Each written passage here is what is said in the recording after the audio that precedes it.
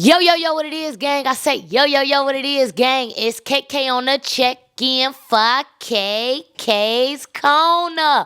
Hold on, y'all, one more time, just because I'm in the one and only Chicago, Illinois. I ain't gonna lie, I had to come home, had to pull up on my brother, man. It's a motherfucking Christmas special in there, bitch. It KK on the check-in for KK's Corner.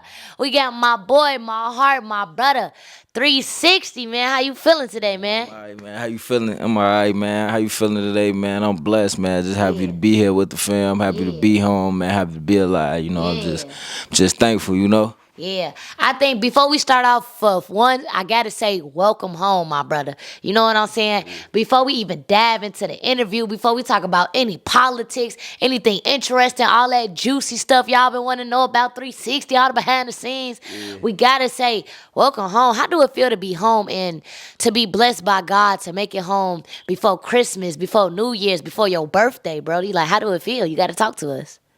Man, so it feel good because man, it was days like I was in there, I'm in a hole, man. And I knew I had an out day, but these days I'm in that bitch feeling like, man, I ain't never getting out this motherfucker. Like I'm in there, man. It's people, I'm talking to them every day. You know what I'm saying? Old people, they passing away. Motherfuckers in there dying off K2, all type of shit. So it's a lot going on, but I'm just happy to be here because it's a lot of days I thought like, man, I wasn't gonna make it back to the crib, but I made it though. So you feel me? I'm just thankful. Yeah, I know that's right. Look, man, so I got to start all KK's corner off with 3 would you rather questions. You know what I'm saying? Yep. You got to answer off the top of your head, can't even think about it. Like just boom, boom, boom. All right, bet, let's do it. I bet, let's do it. All right, look, would you rather write or freestyle your music? Right. Would you rather do a song with Dirk or Herb? Heard. Herb, okay, I heard for real.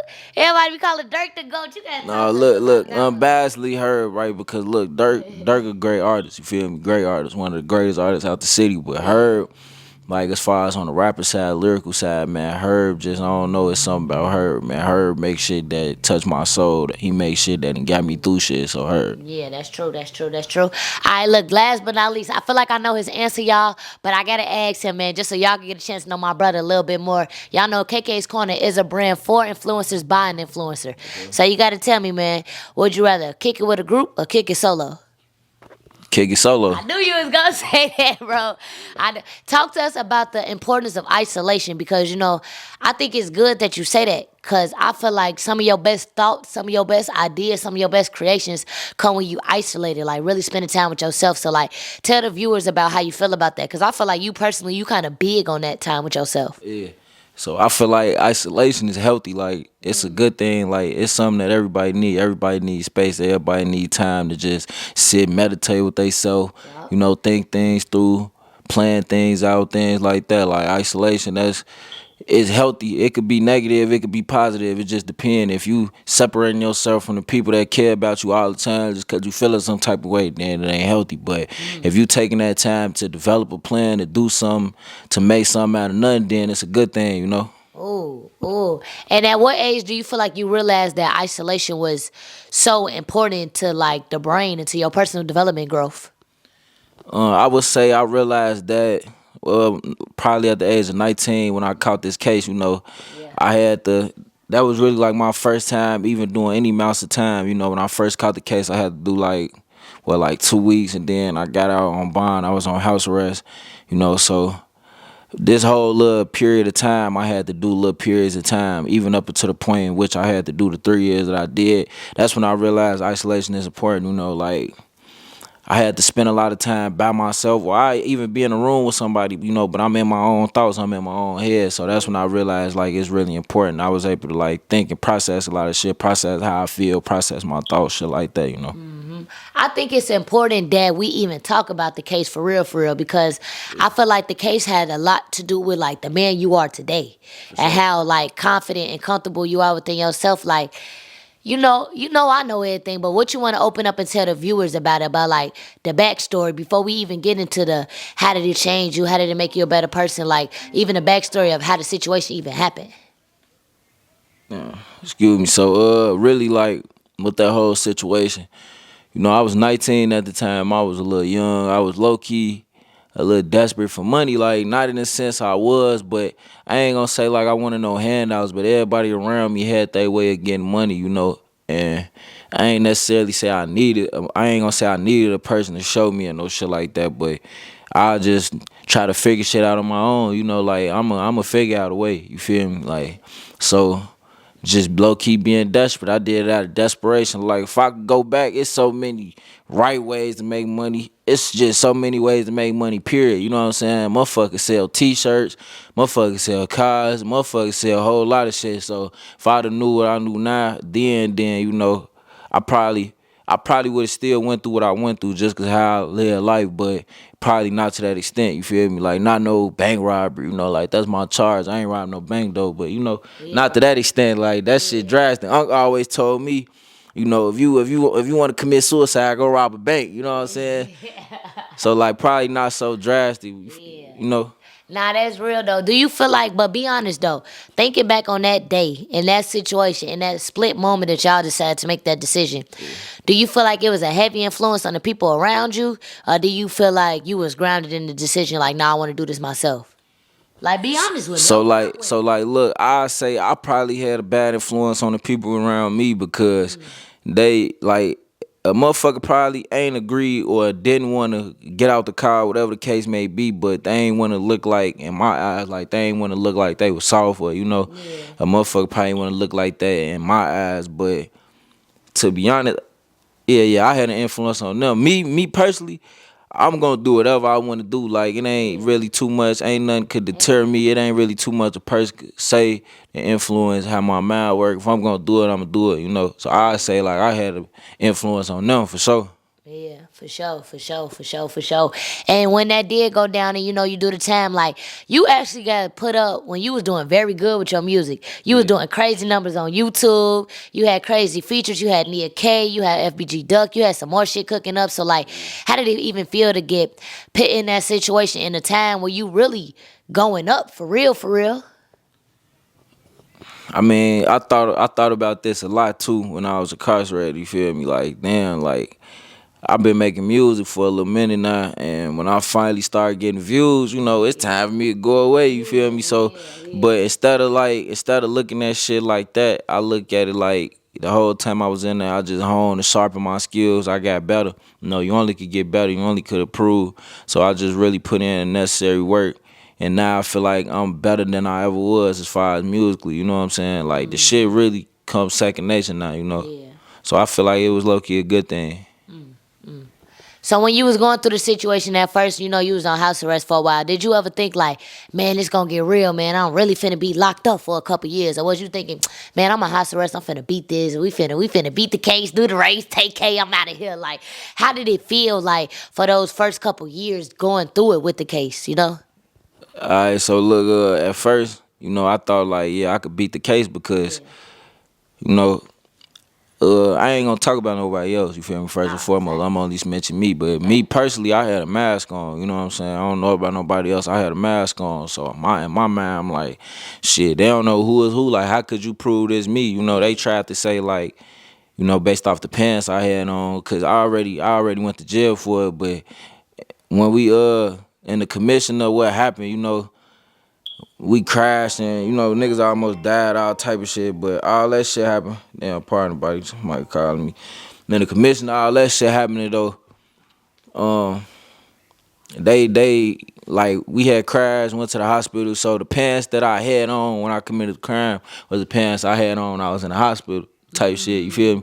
I ain't think about that. I'm just thinking y'all can't prove it. Like, y'all gotta really prove it. But the feds ain't like the state. They ain't gotta prove shit. You know, my lawyer told me like when I'm like, man, let's go to trial. He like, man, look, all they gotta do is prove that you was there, like at the scene of the crime. They ain't gotta prove you got out, did nothing. They don't gotta prove nothing. And on top of that, a nigga told on me, like, you know, excuse me, during my bond hearing, you feel me, my Cody, like, they read his statement out loud. They read out loud what he said and shit. It's during our bond hearing, though. This shit was like a movie. And you feel me? They talked about how he admitted to the crime and identified me. And they said my name as his accomplice type shit. You know, the whole courtroom was like, oh, like, everybody gasped. Like, his mama couldn't believe it. His daddy couldn't believe it. Like, yeah, that shit was like a movie. But, bro, yeah. Yeah.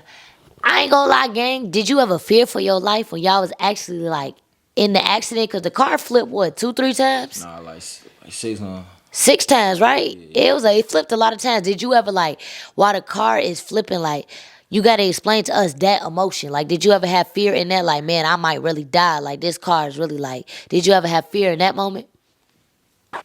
To be honest, I ain't gonna sit here in front of the move. Like, when that motherfucker was flipping, my homie was like, this what I was laughing at as I'm upside down. Yeah, as I'm upside down, I'm laughing because my homie was like, "On Stone, I told you slow this bitch down." That's what he yelling at my other homie as we down. Excuse me for cursing. I don't know if we can curse on YouTube all that. Yeah, he like, man, I told you slow this down. You know what I'm saying? So I'm upside down, I'm laughing, and I'm just thinking to myself like, man, that's it. You feel me? That's it. Like, damn, everything gotta survive. I'm like, yeah, that's it. But luckily it went in, you know. Yeah. I ain't had no seatbelt on, nothing. I had a concussion when everything was said and done. You know, police like, man, get out of the car, get on the ground, I'm gonna blow your head off. I'm like, I can't even move. You know what I'm saying? But you know what I always loved about you though, like. No matter what you really going through on the inside, your spirit on the outside always come out bright, positive. Y'all see how he sitting here telling y'all the situation about how he almost died, and you sitting here laughing at it like you always find a way to like bring laughter and joy out of the situation, like for real. See, look, it's only funny because everybody survived. Now, look, with us doing what we doing, if somebody would have passed away, then it'd have been a whole different thing. Like when you commit a felony and somebody died, then you automatically get charged murder. So, shit, funny just because everybody survived. But if somebody would have died, hell no, I wouldn't even be right here right now, live for none of that shit. You know. Maybe a whole different situation. So like when you first got sentenced, gang, and they hit you with that 3 years, like, and you first get in that bitch, like, what was you thinking on your ride there? Like, you know how they put all y'all in the legit on the little jail bus, and y'all all locked up, y'all get on the like, what was you thinking on the ride there? Alright, so look, the judge gave me 60 months. By the way, look, I got my paperwork too for anybody want to read it. You know, I got my paperwork. You need it in the feds. It's your ID. That's how you move around in there. You know what I'm saying? You need that paperwork. You could tell a whole lot by an individual by just reading their paperwork. You know what I'm saying? But I got my plea agreement. I got what I need. You know what I'm saying? It's just because I done heard like people that put little shit on my name saying, oh, he told shit like that, man. I got that paperwork, you know what I'm saying? That tell everything. I ain't gotta sit here, you know what I'm saying? Hell nah, I ain't tell, but I got that paperwork. So anybody read that they need to, but I got 60 months though. You know, I did 3 years out of 60 months, you feel me? And on the way there, it really was like surreal, you know what I'm saying? Like I ain't know what to expect. This is my first time really get caught for anything, getting locked up, all that type of shit. So I ain't know what to expect. I'm low key nervous, you know what I'm saying? I'm trying not to wear that shit. I'm trying not to wear that on the outside. I'm nervous, you know what I'm saying? I'm in this environment where I'm not necessarily saying you gotta be a tough ass nigga, but you know, that nigga, you weak, motherfucker smell like, you know, you here with SARS, you weak, motherfucker smell like blood in that water, you know, so yeah, I wasn't worried about nobody. I'm just nervous because I don't know how things gonna be. It's my first time, you know. I'm thinking like, damn, is it like the movies or you know what is it like? But it wasn't like nothing like how I expected. It was low key. I ain't gonna say decent in the sense of like I had fun, but I made the best out of my situation. You feel me? That's really all I can say. So when you say you made the best out your situation, like talk to us. I ain't gonna lie, I wanna hear that first week story. I don't wanna hear after you got comfortable and now you up in there bumping heads with the old folks. I wanna hear that first week. I wanna know how it really was at first. You know what I'm saying? Yeah. So look, right, my first week. So I did 3 months in MCC, Chicago. That's downtown, like around the corner from the Sears Tower, Willis Tower, whatever you want to call it. Yeah. So I was on multiple different floors and multiple different rooms. So like I was on the side where you could see the parking garage, busing. They got strippers every weekend. You know what I'm saying? They got strippers every weekend. I was on the other side where you could see the Sears Tower. I was there around Halloween time, so the top of it was orange. And then I was on the other side where you could see Ida B. Wells Street. You could see the gas station. You could see like all the little traffic. You could see police walking around with their khaki pants on, shit like that. I was on multiple sides. So really my first week I was spent in quarantine. So it was just I was on damn near 23 and 30. I was locked down 23 hours. Shit, come out 15, use the phone, 15, shower. That's it for real, yeah. I ain't gonna lie. How did you get through that part? I feel like with being locked up, and correct me if I'm wrong, that dinner gotta be the hardest part, gang. Like, that dinner gotta be the hardest part, bro. I ain't gonna lie. It gotta be, bro. That's a lot of time by yourself. See, look, it wasn't because like shout out my boy Hen, man. That was my first celly Hen. I still talk to him to this day. Shout out Hen, you feel me? My boy, he really helped me. Like I ain't know how to play. I ain't know how to play casino, all type of shit. He taught me how to play casino. We just in that bed, we in that bed, and I got an MP3 player. We in there listening to music, bed, and he making me little bowls and shit. So really, he helped me through that first like 30 days, and then when bro went to another floor, cause he was vaccinated, I wasn't.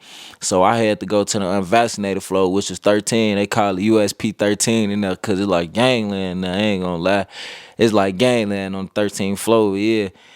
They sent me there. That's the unvaccinated floor. And bro went somewhere else. He went like to the dorms or something. He went like I believe the dorms is 21 or 23 is one of them. I don't know. I don't remember for certain, but he who really helped me through the bed though. That's how I really got through it. Like we just did little stuff, but mentally I'm strong though. Like that shit don't bother me. I wrote a lot of letters, wrote a lot of songs, really just listened to a lot of music, did a lot of push-ups, things like that. Yeah. Well, at least it didn't break you as a person. But do you feel like, I know you was already mentally strong before you went in, but do you feel like it matured you in any way or changed your outlook on life in any type of way? To be honest, I really needed jail, like no bullshit. That's real. I needed jail Talk to me. because like what I went to jail for, I done did way worse, way more. So what I got caught and went to jail for, that really was a blessing. Because I could have been in there for something way worse. Or I could have been dead out here tweaking how I was on drugs, shit like that. I really could have been dead or things could have been worse. So I needed that whole little experience and it changed my outlook on life. Changed what I value, how I treat people, how I value people, showed me what's really important, who really important, things like that. I ain't gonna lie. I wasn't even gonna speak on it till you just brought it up. But you just said you feel like you needed it. You say you feel like you could have been somewhere passed away because of the way you was on the drugs. Like, talk to us about like what you feel comfortable with open up with about the way you was on the drugs during house arrest. I think so much of that had to do with the stress of everything of the situations and like wanting to escape. That's how I would feel when I used to come around you and we used to kick it and we'd sit around and get high. I told y'all we go real back, man. It's my real homie. None of that internet shit y'all doing. Y'all come do an interview. But like I feel like a lot of that had to do with the situation that was going on at hand. Like what you think thinking back on that time. And you know what I'm talking about. To be honest, I can't even use the stress as an excuse on why I was damn near moving, how I was moving to crash. No, that was really like some internal shit. I'ma say, to be honest, that's just some shit I wanted to do. I really was being selfish because I wasn't thinking about the people that care about me and no shit like that. Like being truthful, I just did it because I wanted to. Because right now, that ain't how I cope with shit now. Like I got healthy ways of dealing with shit. You feel me? I only was doing that shit because I wanted to. Stop letting people, a lot of y'all tell y'all, oh, I gotta do this because I need this. You don't really need it. You feel me? You want to do it. I want to do it. That's the truth. Like, the blunt, honest truth. You feel me? Nah, that's real. So, like, what's some of your new healthy ways that you cope? Because I feel like a lot of people watching this, whether y'all want to admit it or not, whether y'all come in the comments, a lot of people don't struggle with that. So, like, if you could get some advice or some free game, like, what's some of the healthy ways you cope? Because I feel like it can inspire others that's watching this because you never really know what somebody going through. You know what I'm saying? So for me, like exercising, I like to yeah, exercising. I like to clean up. Like clean up is therapeutic for real. Like I do that. Like it's different when you gotta clean up versus when you just, you ain't feeling too well or you ain't feeling right. You don't know where your head at, and you just like, I'm just go around here cleaning up. It's low key therapeutic. Music, of course, music therapeutic. Different little things like that though. Cleaning up, exercising, music, writing music, listening to music, and so when I vent to people, it's different. Like Because if talking to people about your problems, I know from my own experience, talking to people about your problems don't really work. So it ain't necessarily me just talking about my problems, but me like talking to process how I'm feeling or what I'm thinking. Like really trying to process my emotions. You know what I'm saying? Like when I'm talking to you, like, yeah, you feel me? How I feel about this, or when this happened, it make me act like this, or I think like this, and me understanding that behavior, like things like that, just processing things. Like when I talk to people about stuff, that's what I try to do. That's what helped me. You feel me? That's real, man. Let's speak on you being an artist, man, because I ain't gonna lie. The music is fire, gang. What even inspired you to, like, first get into the music scene and take off with it? So I really whole time I've been making music. Been making music probably since I was like shit 9. Yeah, I've been making music since I was like 9. But really, what inspired me was my uncle. You know, my uncle, his homies like from around my way, from around my hood, they was rapping. You know, I used to hear them rap. They had like back then, you know, used to have to burn CDs. So they had you know, yeah, they had their music like burnt on CDs. So we used to be listening to their music, you know. So that's my uncle really who inspired me to want to make music for real. That's who I seen take it serious. He done had plenty of opportunities to do big things, but I don't think his heart was into it like that. But he got my heart into it though, you know. Yeah. So you got to tell us, for everybody watching, like, cause I ain't gonna lie, it seemed like soon as you really start pinning it out, it was really taking off. Like, I ain't gonna lie, I think your most viewed YouTube video had over like 32,000 views. You feel me, gang? So like, for those wondering, for those who been on your YouTube, for all your fans and supporters, you gotta let them know like how you get connected with Duck and how you get connected with Juice World. I feel like them two are the biggest mentions right there. Man. You know, you know. Um, I ain't gonna lie, that shit be hard to talk to. But as far as like with Duck, really like on some music type time. Like that was like one of my mentors when it came to the music. Like, you know, OG reached out to him. You know, he came to my career, man. He came with like one person. He ain't come with no group. He came with one person, came to my career. Shit, he heard my music, liked it. He like, you know, not necessarily saying like he said like I'ma help your career, but you know, he like I'ma take you under my wing, you know. And shit, things went from there. Like a lot of the beats I got, I still ain't used. I got it from him, but he gave me a lot of beats. Gave me a lot of advice as far as music wise, taught me a lot of things. Him and Chris taught me a lot of things with the music. I just posted about this the other day. Like if it wasn't for them, I wouldn't know how to like count a bar, I wouldn't know how to structure a song, things like that. Like I wouldn't know I'm finna have a 4-bar hook repeated twice with an 8-bar verse. And you know, I wouldn't be knowing or thinking about no shit like that. I'd just be listening to the beat. All right, hook go here, verse go here. You know what I'm saying? I'm not thinking, let me actually structure it this way because the length of the song gonna be this. You know what I'm saying? Like a lot of times when you structure a song that way, the length of songs be like 1:56, 2 minutes, or a little over 2 minutes, something like in that range, depending on the intro of the song. So they taught me a lot. And then as far as how I got connected with Juice, so when I first came to the Birds, though, I had moved from the city. I was homeless. You know, I was going to HL. Bro, really, we was going to a rich school. Bro, really, like his mama, I don't know if she had money or not. She did, you know, he was like me. Like I just came from the city. I ain't really, bro, me and him wearing Rock Republic jeans. I remember bro used to have a Tommy Hilfiger bubble coat. You know, I had a Michael Kors bubble coat. Then he had the juice cut. I had the high top fade. So, you know, like we kind of connected like just off that. Like we was alike then. We both was a little weird in the sense of like our taste in music. Like it ain't too many people I know or we knew that listen to rock music or listen to pop music or what people would label like, you know, white music. Like, you know, it wasn't too many people that was like listening to that type of shit, but bro was and I was, you know what I'm saying? That's kinda like how we connected. And for my, if y'all watching this, we had like a little group of friends, you know what I'm saying? We had like a group of friends, so like we was going to HF, you know, we had like our little group, you know what I'm saying? We had our own little group name, all type of shit. Like I remember that. Like we used to be jumping each other in the bathroom and shit. Oh my God. Yeah, we used to be. I think that might think we started that. Like the shorties in the bathroom fighting and shit, or doing body shot. We might have started that whole time. That was what we used to be doing. Yeah, boy, we used to be in school high all the time, all type of shit. Like, and I had class with him. I had third period extended algebra. I remember shout out Shorty. I don't know where he at. His name back then used to be K Money though. Okay. He used to be part of this rap group called like the Montclair Boys. He was in my class. Montclair Boys is great. Yeah, you. I don't know if you familiar with that. Yeah, he was in my class though. He was part of the Montclair Boys little group. He was in class with us. It was me, Juice, K Money.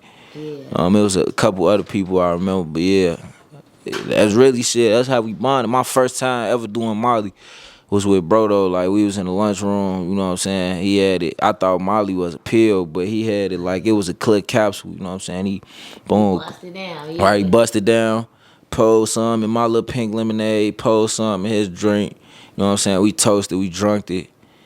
Shit like that. But that's how we really got connected. I ain't gonna lie, you gotta excuse me. Like I don't be like them talk about them like that. That shit be sensitive a little bit for real. That shit.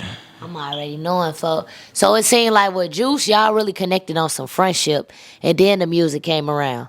Cause y'all in school together, y'all got class together, y'all kicking it. You know what I'm saying? So like, even just being that close to a legend, like, and I know it'd be hard to talk about with him and Duck, cause like I really got a follow up question with both of them. For Juice, how do it feel just like, just knowing like with you being an artist and him being an artist, like you was that close to a legend, like I'm down to surprise y'all ain't got no songs together, or if y'all do, I just ain't heard it, you feel me?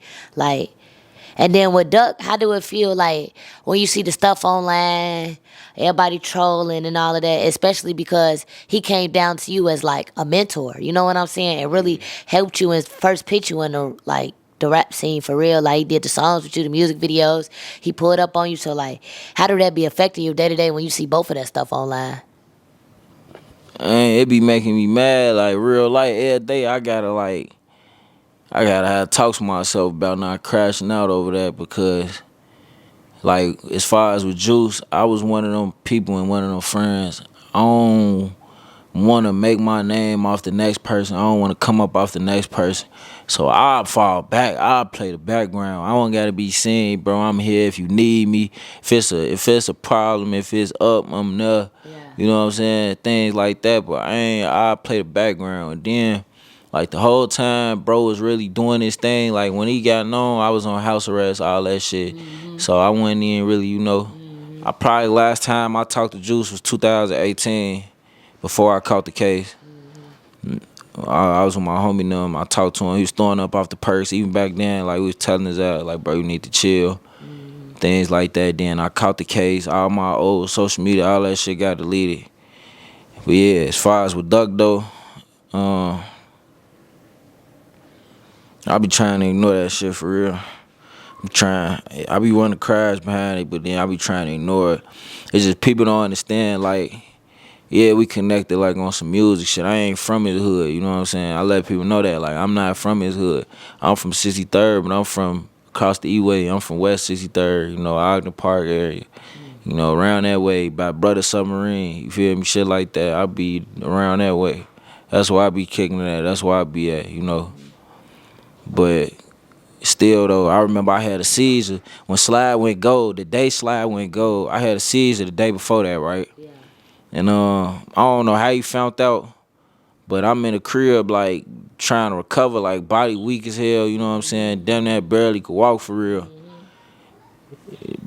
Bro finna have a party for the shit going gold.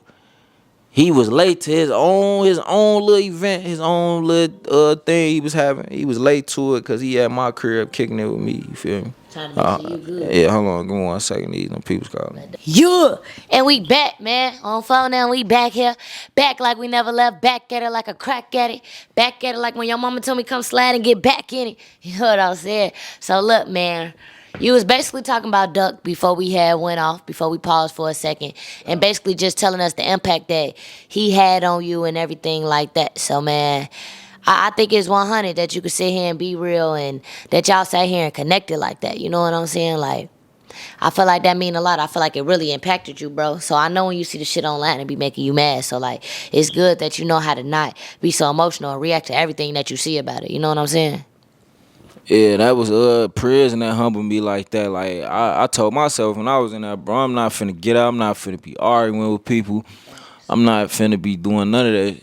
I'm not in. It's a lot of things I don't even gotta react to. You feel me? If I sit and I nitpick and I react to everything everybody say, I'm gonna be one stressed out person. You feel me? I'll be stressed. I'll be stressed out for real. So I just choose to ignore a lot of that. Yeah. I ain't gonna lie, gang. What you got these tats when you was locked up? You done that tatted like a Mexican around this motherfucker. And I know y'all can tell he's strong as hell, little bro. Great, fool. You look like, hey, shorty look like one punch. He go whoop. Oh, fold down. What you get these? You was locked up. Talk to him, man. Yeah. So some of them I already had, some of it I already had, but the majority I had got when I was locked up though. Like shit, this whole arm right here I got when I was locked up. My whole chest, shit like that. Yeah, I did. I got that when I was locked up. Uh, Everything means something though. You know, like I got my siblings' name on me. Like my whole thing was when I was in there, like Yeah.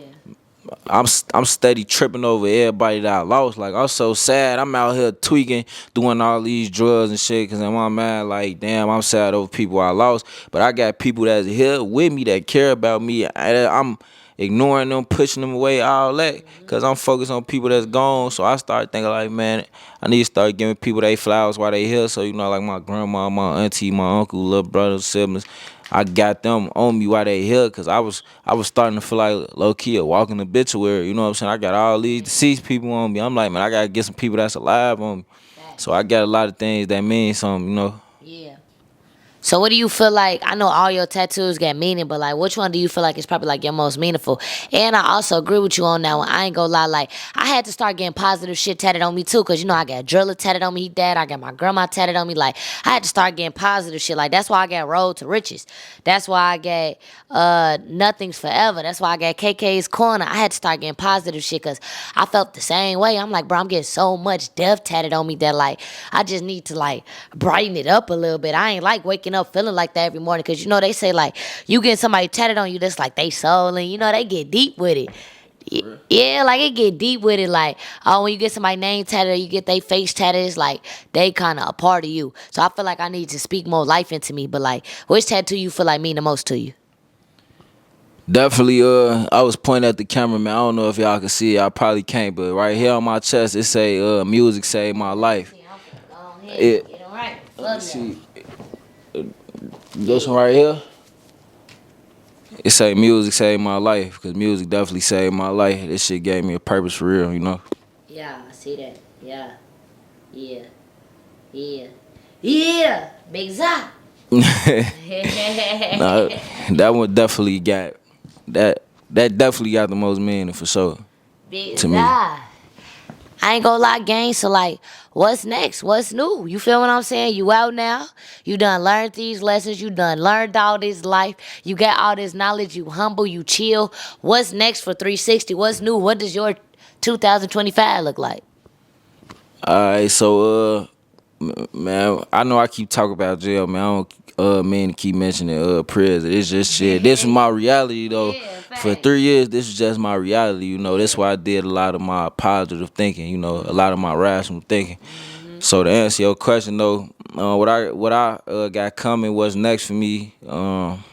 I had wrote out like a list of things I want to do, like things I want to accomplish. You know, I got some big things on there. I got some little things on there. You know, things small as like being a better brother, or you know what I'm saying, being a better son. Because when I really thought back on a lot of things I did, like I swear, we be saying like we not selfish, but for real, I ain't gonna lie, I was being selfish. For real, I'm Talk keep to it. me. Talk to I was me. being selfish. All the shit I'm doing, like as high as I was getting, that shit was selfish, gang. That shit wasn't for nobody on. That wasn't for nobody game but my own. You feel me? I ain't even trying to focus on that. Just a lot of shit I did that I thought I was doing for other people really was self. When I caught this case, like the money that I could have gave a motherfucker would rather me been there, you know what I'm saying, like spend time with them. You know, that would have meant more. Cause that little money that I took that risk for, a motherfucker ended up having to send it to me while I was in jail ×3. You feel me? So yeah, I thought I was doing that to help somebody else. When really it ain't do shit but make a lot of things worse. You feel me? As far as like with life. But yeah. Nah, that's real. My fault. I don't know if I answered your question. My bad. You good? My bad. I don't know if I'm talking too much. My No, bad. I ain't gonna lie. Like, I'm gonna keep it G. Like, you really giving me a perfect interview, though. You really opening up. You expressing and you doing you. I ain't gonna lie. You sitting here telling your story. I love when people come on KK's Corner. I love for the viewers, the fans, the supporters to get a chance to know the real, get a chance to know the person behind the music, get a chance to know the person behind the brand, get a chance to really know you and your mindset. And I feel like that's what you're giving it to them. So I don't feel like you talking too much. I feel like you're doing just enough. I feel like you motivating people by telling your story. I feel like your story is right now is, look, nigga, I came from fucked up. I was fucked up. I did some fucked up. But now look at how I'm finna move now. You feel what I'm saying? So I don't think you talking too much. I think everything you saying is meant for you. You know what I'm saying? And I think it apply to you. And I think this is exactly the vibe and the route that you should be going. So you don't even get high no more, huh? Nah. Nah, I don't feel no. That's real. Let me see. Nah. As far as like, nah, hell nah, I don't. That's Nah. real. I'm gonna get drunk. I'm gonna get a little drunk. Yeah. Here and there, yeah. Here and there, I'm gonna get drunk, yeah. Yeah. But nah. Yeah. I just wanted to, why I grabbed the mic back though, because I just wanted to say like, I'm gonna do the vending machines though. I'm gonna get some vending machines, you know, Okay. get my car dealer's license, do something with the cars. Like, I got a lot of little plans as far as the right way. Of course, I'm gonna focus on the music, but now that I got my head on right, I know this music shit is just a stepping stool for some other shit, you know. I could do music forever. That don't mean I'm gonna make money off music forever, you feel me? Excuse me. For sure, so. This shit just a stepping stool to really do what I'm trying to do. I just need the little money that I'm gonna get off this shit to do the other shit I'm trying to do. For real. I ain't gonna lie, gang. You done grew and changed so much that I don't even know how to respond to you right now. But it's a beautiful thing. You said the music is just a stepping stone. And I don't think some people realize that, like, some artists feel like, well, I'm trying to be a rapper. I can't do nothing else. That's my persona. Like me, nigga, I'm a hustler. Y'all know I do the interviews, I do the YouTube, I do the hosting. I'm going to sell you some liquor. I'm going to work a job. I'm going to have 6 different hustles. Like, I'm all about the money. So it's inspiring and it's touching to hear you say, like, now I want to get my car dealership to start dealing with the cars.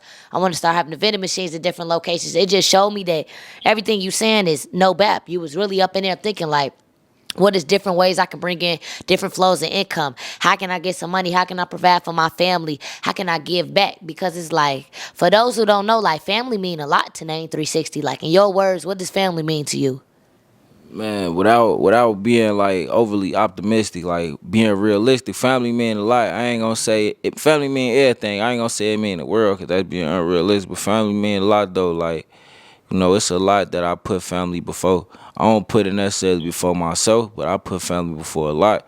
You feel me? Because in order to give my family what I need to give them, I gotta be right. So I ain't gonna say I put them before me, but I put family before a lot though. So Yeah.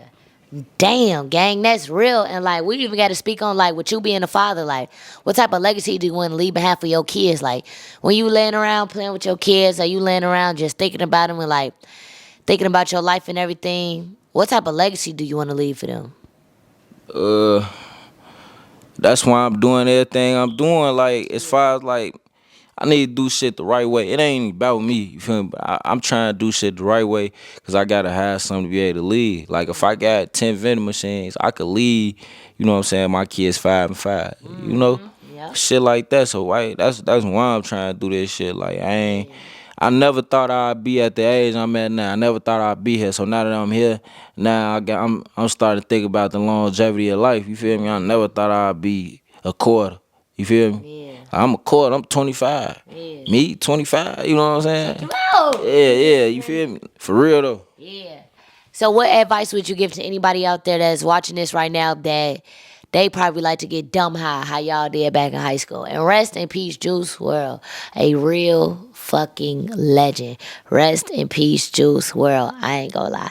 No matter where you go, you hear his shit all over, all different crowds, bro. So like, what advice do you got to give to that one kid that's sitting in their room, stuck in their head, full of anxiety, going through the motions, thinking that getting high is gonna save them? Man, I can't tell you what to do. I can only tell you from my own experiences, right? Because everybody different. So what may work for you or what may work for me don't mean it may work for the next person. Only thing I can tell you, right, is find some healthy ways to deal with your anxiety. Find some healthy ways to deal with what you're going through. You feel me? I can't tell you quit. You know, that's probably was our problem back then. Like with bro, we trying to tell him stop doing some shit he love to do. Even like with me, people trying to tell me stop doing some shit I love to do. It made me push them people away, you feel me? When they just wanted what's best for me. All I can say is shit, find something healthy to do. You feel me? Find something that you like doing besides that make you happy and put your energy into that. Find other things to put your energy into. I can't tell you don't do it. Stop doing the drugs. If you can, just calm down a little bit. You know, use in moderation. You feel me? That's it. Really care about your life, care about your health. Because the drugs, like if you don't die right then and there, it's a long-term effect to your brain, your body, you know, shit like that. Just being real. So growing up out here in Chicago, going through everything you've been through, bro, what do you feel like is your biggest life advice? What do you feel like is the biggest life lesson that somebody taught you or possibly that you taught yourself that just stuck with you?